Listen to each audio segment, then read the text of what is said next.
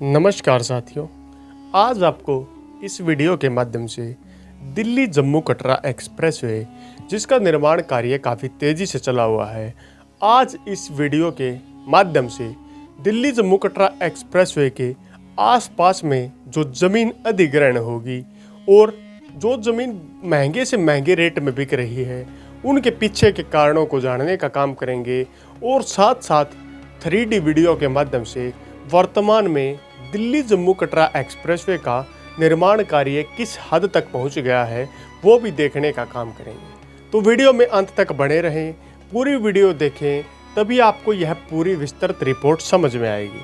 अब बात करते हैं दिल्ली जम्मू कटरा एक्सप्रेसवे। यह भारतमाला परियोजना के तहत दिल्ली के नज़दीकी क्षेत्र बहादुरगढ़ के गांव नीलोठी और जसोर खेड़ी के आसपास के क्षेत्र में बनाया गया एक खास प्रोजेक्ट है। अगर इस प्रोजेक्ट की बात करें तो इसे स्वयं मंत्री नितिन गडकरी देखने का काम कर रहे हैं और यह प्रोजेक्ट तैयार हो जाने के बाद मतलब 2024 के अंतिम महीने में यह जीटी रोड का काफ़ी हद तक दबाव घटाने का काम करेगा और कुछ खास क्षेत्रों को अहमियत देने का भी काम करेगा। अगर इस रोड की खासियत की बात करें तो इसका जो शुरुआती पॉइंट है जसोर खेड़ी और नीलोठी गांव के नज़दीक, इसके बाद हसनगढ़, इन पॉइंट्स पर सबसे ज़्यादा तेज़ी से महंगी ज़मीन बिक रही है। उसके पीछे कई कारण हैं। आने वाले समय में कोई भी नेशनल हाईवे या स्टेट हाईवे जहां पर इनका मेन पॉइंट होता है या टोल टैक्स जहां पर लगाए जाते हैं वहां पर ज़मीन की कीमत आसमान छूने का काम करती है। उसी तरीके से यहाँ पर गाँव नीलोठी जसोर खेड़ी के नज़दीक की बात करें तो यहाँ पर केएमपी के पास इंटरचेंज बनाया जाएगा, मतलब यहाँ पर एक नया टोल स्थापित किया जाएगा और कुंडली मानेसर पलवल एक्सप्रेसवे और दिल्ली जम्मू कटरा एक्सप्रेसवे को जोड़ने का काम किया जाएगा। इनके आसपास की जो ज़मीन है उसका सबसे महंगा होने का कारण यही है, एक तो शुरुआती पॉइंट हो गया, दूसरा यहाँ आसपास में मास्टर प्लान्स काफ़ी हद तक आ रहे हैं। कुछ लोगों के मन में सवाल है कि इनके क्षेत्र के आसपास मास्टर प्लान्स नहीं आ रहे। सरकार सबसे पहले एक्सप्रेसवेज को तैयार करती है, उसके बाद ही आसपास की ज़मीन के मास्टर प्लान्स को तैयार करने का काम किया जाता है। उसी तरीके से यहाँ पर भी लगातार काम हो रहा है। अगर शुरुआती पॉइंट की बात करें तो गांव जसोर खेड़ी और नीलोठी के नज़दीकी जो पॉइंट होगा, यहाँ पर संभावना जताई जा रही है कि आने वाले समय में ट्रांसपोर्ट नगर के रूप में यहाँ पर एक एरिया विकसित हो जाएगा। एरिया विकसित होने का क्या कारण होगा, क्योंकि बड़ी संख्या में श्रद्धालु दिल्ली से माता वैष्णो देवी कटरा और अमृतसर या भारत पाकिस्तान बॉर्डर पर घूमने जाते हैं। तो इस कारण यहाँ पर टूरिस्ट हब के रूप में यह क्षेत्र काफ़ी विकसित हो जाएगा। और एक बात करें ट्रांसपोर्ट नगर के रूप में यह क्षेत्र विकसित हो जाएगा। उसका सबसे बड़ा कारण है यहाँ से बड़ी संख्या में टूरिस्ट बसें या ट्रैवलर बसें, गाड़ियाँ, टैक्सीज इत्यादि बड़ी संख्या में श्रद्धालुओं को लेकर जम्मू, पंजाब और हरियाणा के अन्य हिस्सों में जाएंगी, जिसके कारण जीटी रोड से ट्रैफिक हट करके इस रोड पर आ जाएगा और जो क्षमता से ज़्यादा जीटी रोड पर वर्तमान में ट्रैफिक है उसकी संख्या काफ़ी हद तक घट जाएगी। और ट्रैफिक घटने के कारण यहाँ पर जब वाहन डाइवर्ट हो जाएंगे तो उससे काफ़ी ज़्यादा फायदा यहाँ पर मिलेगा। इसका दूसरा पॉइंट ये है, दिल्ली से यहाँ की डायरेक्ट कनेक्टिविटी हो जाएगी। एक नया रोड अर्बन एक्सटेंशन रोड को एक्सटेंड करके यहाँ तक लेकर आने का काम किया जाएगा। अब दूसरा पॉइंट बनता है, यहाँ के आसपास में ज़मीनें प्राइवेट आदमी ले रहे हैं, मतलब एक तरीके से बोले कि प्राइवेट आदमी ज़मीन अधिग्रहण का काम कर रहे हैं, ज़मीन खरीद रहे हैं। कोई 5 एकड़ खरीद रहा है, कोई 7 एकड़ खरीद रहा है। उसके पीछे क्या कारण है, क्योंकि यहाँ पर अब आने वाला जो समय होगा यहाँ पर ज़मीन की कीमत काफ़ी ज़्यादा हो जाएगी और गुड़गांव की तर्ज पर यहाँ पर ज़मीन काफ़ी महंगी हो जाएगी। इस कारण यहाँ पर लोग आज से ही इन्वेस्टमेंट करके चल रहे हैं और आसपास के जो गांव हैं उन गांव को काफ़ी ज़्यादा फ़ायदा मिलेगा। और इस जो हाईवे का शुरुआती पॉइंट है इसके आसपास में इतने ज़्यादा प्रोजेक्ट्स हैं जिनकी कोई गिनती नहीं की जा सकती। इस कारण यहाँ पर ज़मीन सबसे ज़्यादा महंगी होने का पहला खास कारण बनता है। अब नंबर 2 पॉइंट पर बढ़ते हैं, हसनगढ़ क्षेत्र में क्या होगा। हसनगढ़ क्षेत्र NH 334B जो झज्जर से लेकर उत्तर प्रदेश तक जाता है और साथ ही दिल्ली जम्मू कटरा एक्सप्रेसवे का जो पॉइंट होगा, गूगल मैप में आपको सारे पॉइंट्स हम शो करने का काम करेंगे, तो गूगल मैप्स के माध्यम से 3D वीडियो ज़रूर देखें जो लास्ट में दिखाई जाएगी। यहाँ पर हसनगढ़ का जो टोल टैक्स वाला पॉइंट होगा उसके आसपास में ज़मीन सबसे ज़्यादा महंगी होगी, क्योंकि वहाँ पर पहली बात तो टोल बनाया जाएगा, टोल से वाहन नीचे उतर सकेंगे और ऊपर चढ़ सकेंगे। सबसे खासियत बात ये रहेगी सोनीपत और झज्जर समेत रोहतक के काफ़ी गाँव को यहाँ फ़ायदा होगा। टोल के माध्यम से वो यहाँ से डायरेक्ट जा सके, उन्हें जीटी रोड या राई कुंडली क्षेत्र में जाने की आवश्यकता कम पड़ेगी। अब दूसरा पॉइंट जान लेते हैं। अगर बात करें, हसनगढ़ पहले समय में विधानसभा क्षेत्र भी रहा है और आने वाले समय में हसनगढ़ क्षेत्र को काफ़ी ज़्यादा फायदा इसलिए होगा क्योंकि यहाँ पर बड़ी संख्या में इंडस्ट्रीज भी हैं और आने वाले समय में सरकार का नया मास्टर प्लान हसनगढ़ क्षेत्र को लेकर भी बढ़ सकता है, क्योंकि हसनगढ़ क्षेत्र 2 हाईवे से सटा क्षेत्र हो गया और यहाँ पर ज़मीन की कीमत वर्तमान में भी आसमान छूने का काम कर रही है। अगर आसपास के गांव में भी देखें, आज जमीन अधिग्रहण के पुराने रिकॉर्ड्स उठाकर देखें तो हसनगढ़ क्षेत्र का नाम टॉप की रैंकिंग में रहा है।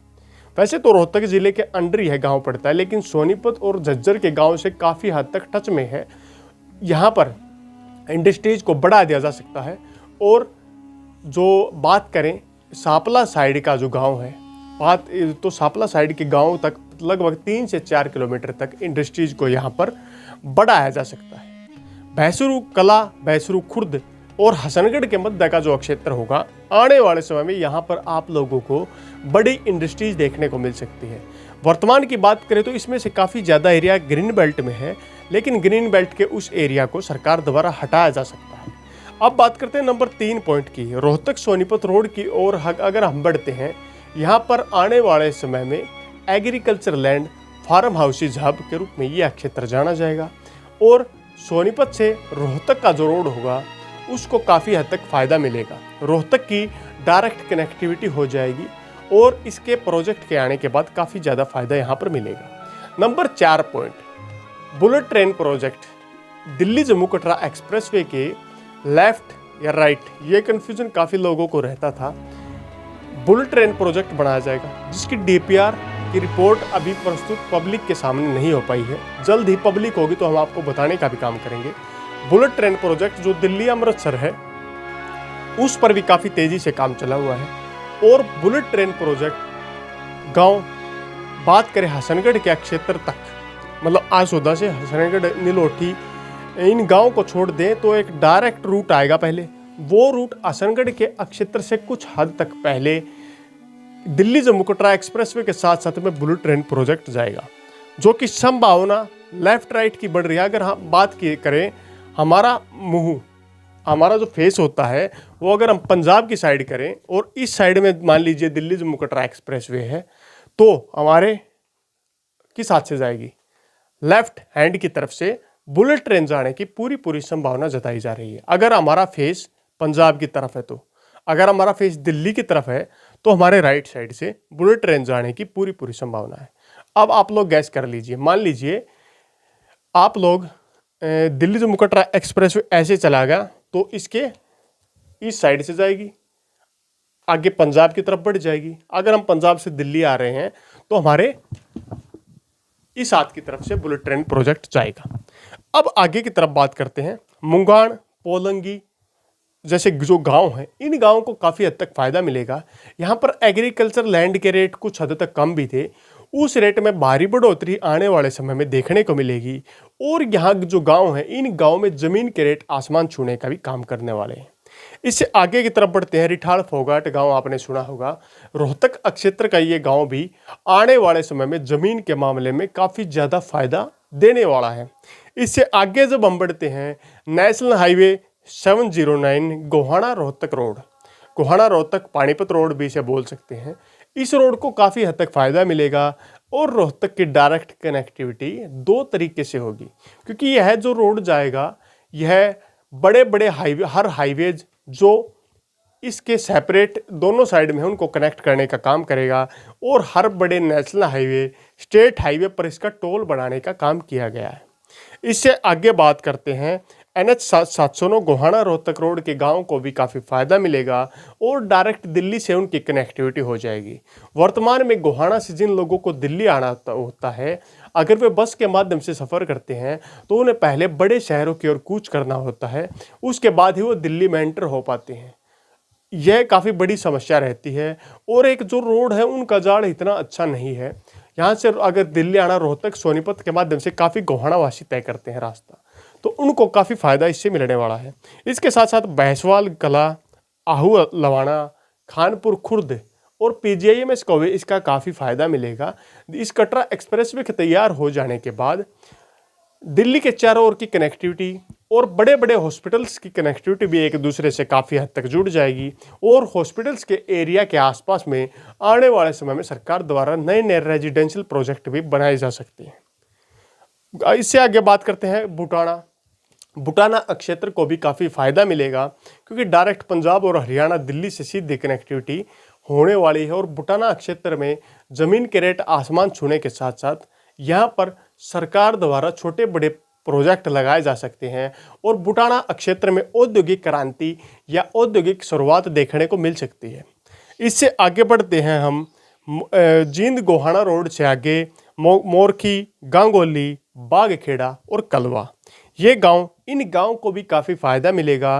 गांगोली, बागखेड़ा, मोरखी और कलवा जैसे जो गांव थे, वैसे बात करें तो गांगोली गांव से वर्तमान में विधायक भी हैं सुभाष गांगुली, लेकिन बात कहाँ से अटक जाती है कि गांव का बगैर main highways, national highways, state highways या डिस्ट्रिक्ट रोड के जो कनेक्टिविटी होती है उसके बगैर किसी भी गांव का विकास रुक जाता है। यहाँ से यह आ जाने के बाद काफ़ी ज़्यादा फायदा मिलेगा और वाहनों के चढ़ने उतरने के लिए जगह जगह पर टोल की फैसिलिटी भी दी गई है। इससे आगे हम बात कर लेते हैं जामनी गाँव। जामनी गाँव से आगे जब हम बढ़ते हैं पंजाब की तरफ दिल्ली जम्मू कटरा एक्सप्रेसवे के ऊपर से, तो ट्रांस हरियाणा एक्सप्रेसवे भी हमें देखने को मिलता है। ट्रांस हरियाणा एक्सप्रेसवे पूरे हरियाणा को क्रॉस करता हुआ नॉर्थ टू साउथ हरियाणा तक जाता है और ट्रांस हरियाणा को भी toll tax Delhi Jammu Katra expressway के माध्यम से यहाँ पर मिलने वाला है। इसका भी काफ़ी हद तक फ़ायदा यहाँ पर देखने को मिल सकता है। अब इससे आगे बढ़ते हैं national highway 709A। National highway 709A के आसपास में भी टोल टैक्स देखने को मिलेगा, जिससे काफ़ी ज़्यादा फायदा यहाँ के नज़दीकी गांव अलेवा, पेंगन, किठाना को होने वाला है।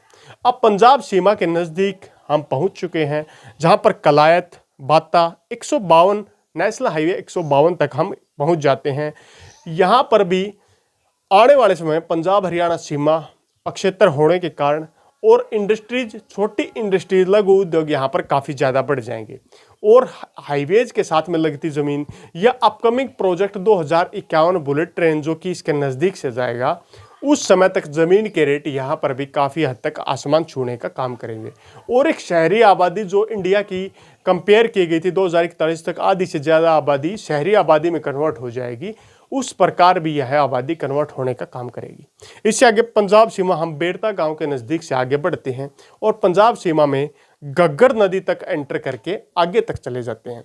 वर्तमान निर्माण कार्य की पूरी वीडियो देखने के लिए आगे की जो वीडियो आप देख रहे हैं उसे स्किप न करें और पूरी वीडियो देखें। आपको 3D वीडियो के माध्यम से वर्तमान में कितना कार्य हो चुका है, कंस्ट्रक्शन वर्क की पूरी वीडियो ज़रूर देखें। आगे आपकी स्क्रीन पर दिखाई दे रही है।